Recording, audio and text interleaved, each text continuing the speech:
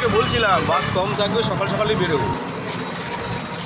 দেখলে তো বাস স্ট্যান্ডে আসলাম, কিন্তু বাসে উঠতে পারলাম না। কালকে ২শে জুলাই উপলক্ষে অনেক বাস নিয়ে নেওয়া হয়েছে বলে আবার আমরা দেখেছো টোটোতে উঠে গেছি। টোটোয় উঠে এখন আবার স্টেশন যাচ্ছি, ওখান থেকে আবার ট্রেনে করে যাব। হ্যাঁ পা দেখেছো, চিন্তা করলাম বাসে করে যাব, আসলামও বাসে করে, তো আবার এখন ট্রেনে যেতে হবে। কোন ট্রেন পাই আবার টিকিট কাটতে হবে।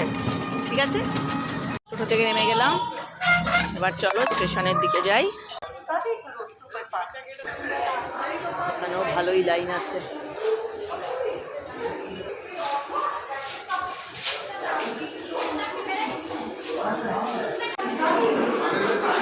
কটায় ট্রেন?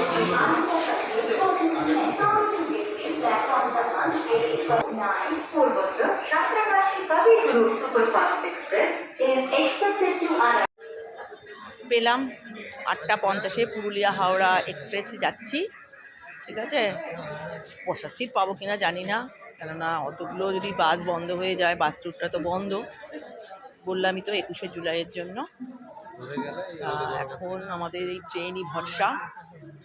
বসার সিট না পেলে এতটা পথ খুবই মুশকিল ব্যাপার, কেননা মিদনাপুর থেকে হাওড়া তো ডিস্টেন্সটা ভালোই। বসার সিট দুজনে পেয়ে গেলে ভালো।